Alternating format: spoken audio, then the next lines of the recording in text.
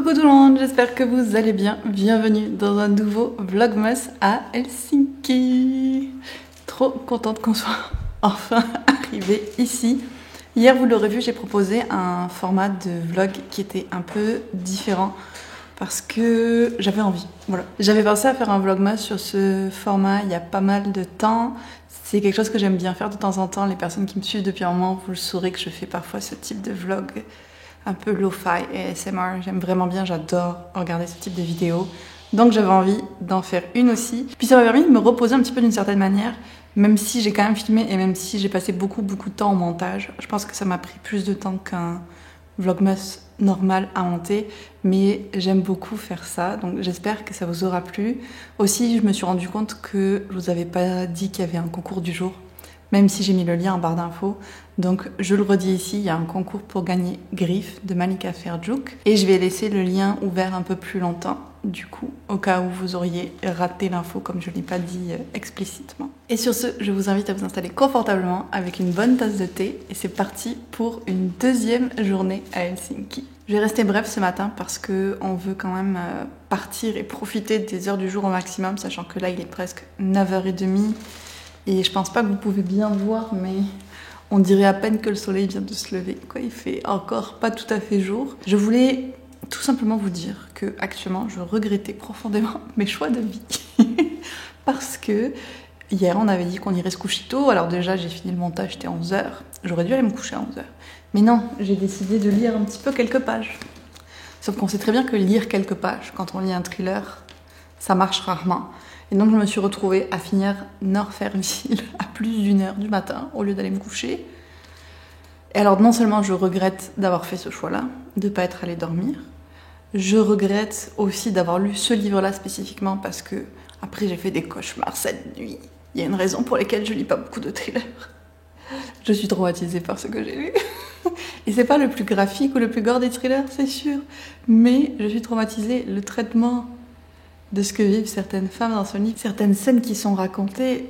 Ah, la première scène du livre, c'est une scène d'agression sexuelle. Et à ce moment-là, déjà, j'ai hésité à l'abandonner. Et ben, vous savez quoi, il faut pas hésiter dans la vie, il faut faire. J'aurais dû l'abandonner parce que je suis encore plus traumatisée par ce que j'ai lu et par la fin. Ah, pourquoi j'ai fait ça? Pourquoi? J'aurais pas dû.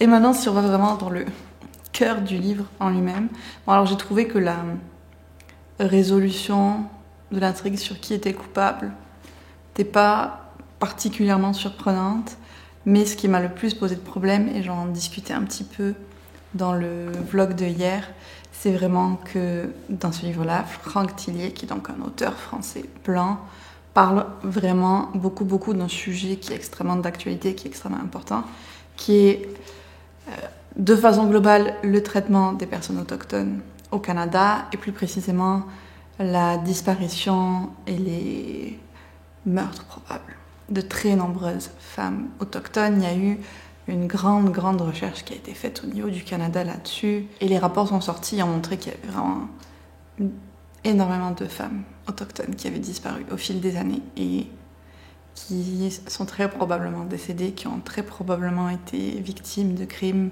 Et c'est atroce. Et il a fallu ce rapport pour que ce soit reconnu officiellement. Mais même encore, il n'y a pas assez de choses qui sont faites à ce sujet. Alors oui, c'est important que cette problématique-là soit connue. Oui, c'est bien qu'on en parle. Est-ce qu'un auteur, homme à la limite, français, blanc, est le mieux placé pour en parler? C'est sûr que lui, il a une grande visibilité, c'est un auteur très connu et tout. Peut-être qu'on peut se dire que ce serait une bonne chose qu'il y ait plusieurs personnes qui apprennent que ça existe grâce à lui. Le souci, c'est qu'on parle d'appropriation culturelle, on parle de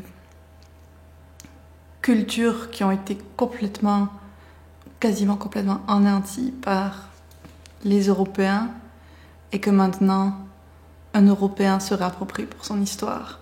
Et c'est beaucoup de discussions qu'il y a ici, et je pense qu'on y est moins sensibilisé en France, et même tout le monde au Québec n'est pas sensibilisé.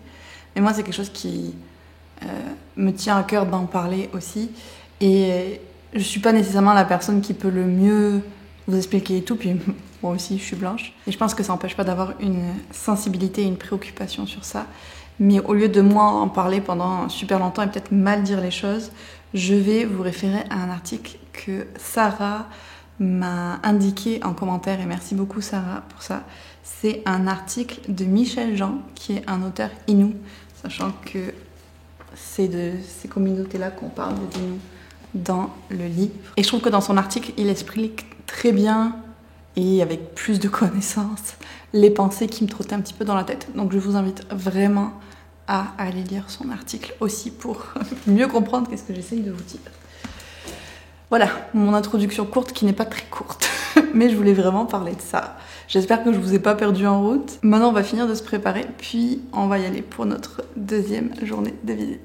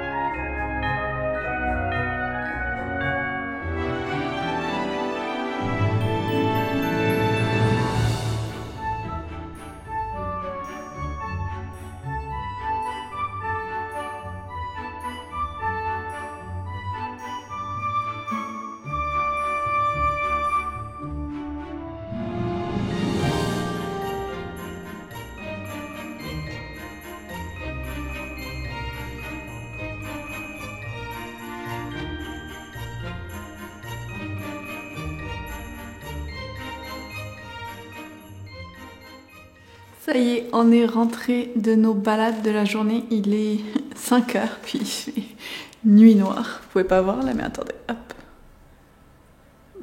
On voit les lumières des maisons d'en face. On voit d'ailleurs très très bien les salons des maisons d'en face. Genre hier, on a vu...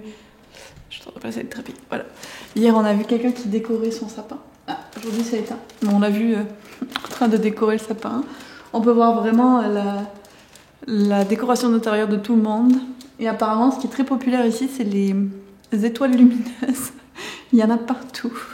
Bref, tout ça pour dire que il fait nuit depuis un bon moment déjà. Le soleil s'est couché vers 2h30, 3h, je pense.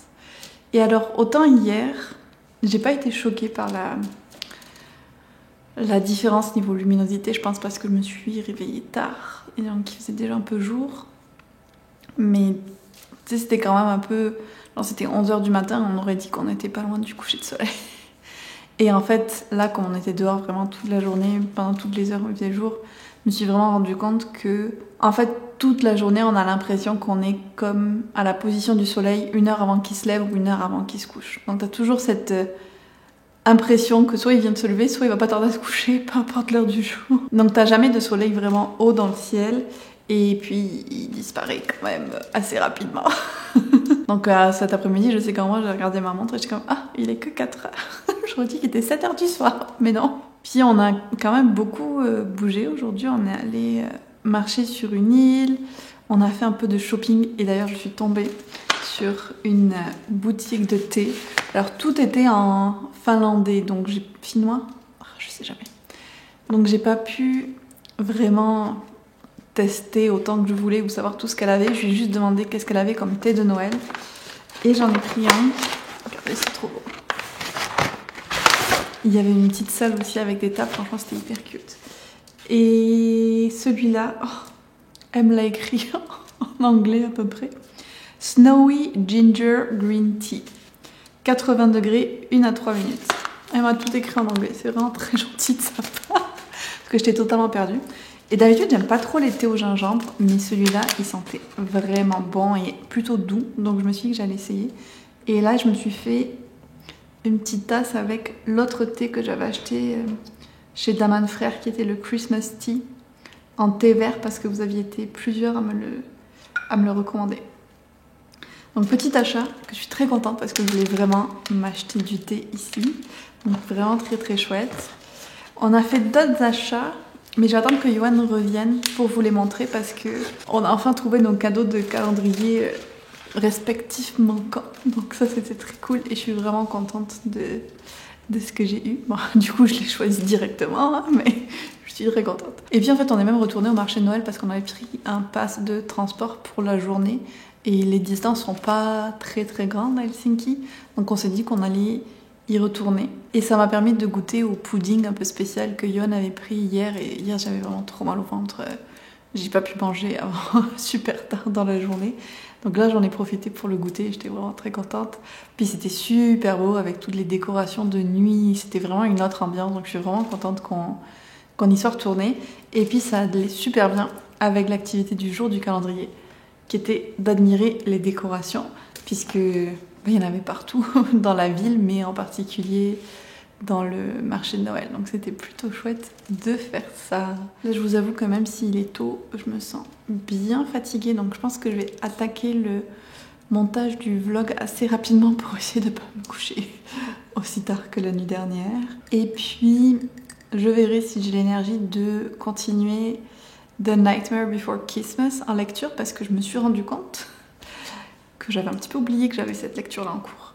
Donc vous comprendrez bien qu'elle me motive pas trop. Mais j'ai vraiment envie de le terminer quand même. Genre, c'est pas au point où je veux l'abandonner. Je veux quand même le continuer, voir si les choses s'améliorent.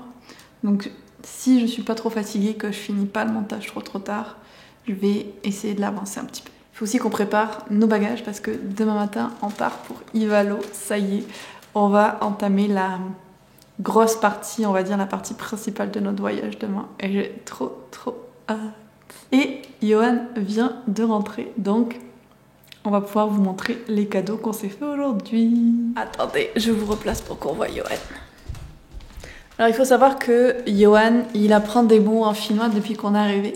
Et il les sort à des moments random. Et il en connaît vraiment pas beaucoup. Kiitos.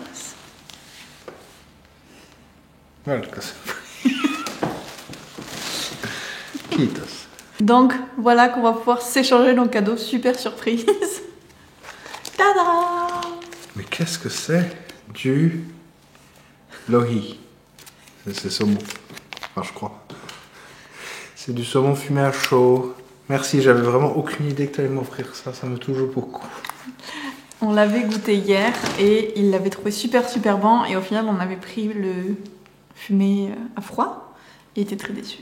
Donc aujourd'hui, comme on est retourné au marché, il a eu son saumon fumé à chaud. Exactement. Et moi, ma surprise. J'ai perdu l'angle. Surprise. Oh waouh, un magnifique pull gilet. il a des petits ours en bas. 100% pure laine. Je vais essayer de bien en prendre soin. Il y en avait plusieurs modèles dans une boutique d'occasion parce qu'il y a vraiment beaucoup de boutiques de vêtements d'occasion ici. Et j'ai trop craqué dessus. Et c'est mon cadeau d'aujourd'hui. Et il est trop beau. Et en fait, j'en ai acheté un autre. Celui-là, c'est moi qui me le suis acheté. Mais je le trouvais vraiment beau aussi. C'est des marques qui sont faites en Estonie, je pense, les deux. Donc c'est relativement local. C'est un pays à côté. Mais le style était quand même assez commun. Ils avaient toute une sélection de pulls comme ça faits en Finlande, en Estonie et tout, en laine. Et je me suis dit que c'était vraiment une occasion à pas manquer. Et je les trouve trop beaux. Donc je suis vraiment contente et merci. Plaisir. J'arrête là la petite update et je vous reprendrai une dernière fois pour vous parler du concours du jour. Inkivari. Je vous récupère pour conclure ce vlog. Il est 10h, j'ai fini la première partie du montage. Au final, on a passé beaucoup de temps. Beaucoup. À essayer de faire rentrer les choses comme il fallait dans les valises. Voilà, parce que en fait pour le vol jusqu'à Ivalo, on a un poids maximum sur les bagages cabine qui est beaucoup plus bas que ce qu'on avait avant. Et niveau poids, ça allait pas. Donc on a dû tout recalculer plusieurs fois, faire plein de tests. Et on va espérer que demain ça passe. Et surtout qu'ils ne pèsent pas nos bagages cabine. Parce que sinon il va falloir qu'on laisse des choses derrière nous. Donc j'ai comme déjà calculé qu'est-ce que je pouvais abandonner. Par exemple, Norferville, je l'ai rangé dans un placard du Airbnb. Il y a des gens qui pourront le lire s'ils veulent. Désolée maman, je voulais te le ramener pour que tu puisses le lire, mais ce sera pas le cas. En même temps, vu les critiques que j'en ai faites en début de vidéo. Est-ce si grave? Je voulais faire un petit point sur les vlogmas aussi, parce que là on arrive au moment où j'ai aucune idée de comment ça va se passer dans les prochains jours, si je pourrais en poster ou pas. Je vais essayer de filmer, mais pareil, je sais pas qu'est-ce qui sera possible parce que il va faire -20. Donc est-ce que j'aurai envie de sortir les mains pour filmer? Je ne sais pas. J'ai la GoPro, donc c'est sûr que je vais la tester parce que je l'ai quand même acheté pour ça. On va voir qu'est-ce qui va être possible vraiment. J'ai aucune idée de quel sera aussi l'état de fatigue à la fin des journées, comment on va s'organiser les journées, gros inconnu. Puis au-delà de ça, je sais pas qu'est-ce que ça va donner niveau Wi-Fi. Donc si vous voyez plus d'autres updates Vlogmas, ne vous étonnez pas. Il y en aura peut-être des comme post-Vlogmas entre Noël et le Nouvel An ou quelque chose plus tard. Il faudra être un petit peu patient. Je vous retrouverai quand on rentrera en France le 22 décembre, c'est sûr. Donc voilà, juste pour vous prévenir. Et ça m'a fait penser aussi que je sais pas si ça vous intéresserait de savoir ça, mais j'avais envie de vous en parler quand même, de ce que ça représentait en termes de temps, l'investissement que je mets sur YouTube, Patreon, le Cold Winter Challenge ces dernières semaines, parce que j'utilise un logiciel que Erika m'a fait découvrir qui s'appelle Toggle et qui permet de calculer un petit peu le temps qu'on passe sur différentes tâches.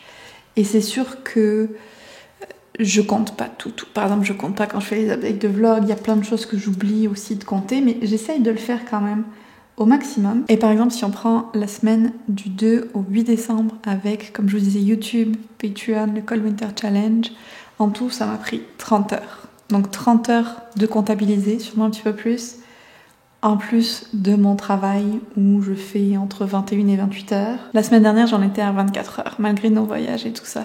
Donc ça vous donne un petit peu une idée de la charge de travail que ça représente. Je me suis dit peut-être que vous avez aucune idée et que ça vous intéresse de savoir ça. C'est la dernière chose que je voulais vous dire aujourd'hui, en tout cas la dernière à laquelle je pense maintenant, parce qu'après à chaque fois j'arrête de filmer puis je me souviens d'autres trucs dont je voulais vous parler. C'est pas grave. Je vais donc vous laisser avec le concours du jour qui est pour gagner une copie de Love, Drama, etc. en partenariat avec Gallimard et il est aussi ouvert au Québec. Le lien pour participer sera en description ainsi que les liens de l'article et de l'enquête nationale sur les femmes et les filles autochtones disparues et assassinées dont je vous ai parlé un peu plus tôt. Donc des lectures quand même vraiment intéressantes. Tout ça est en barre d'infos. Je vous dis là-dessus une très bonne journée et à bientôt pour un prochain Vlogmas.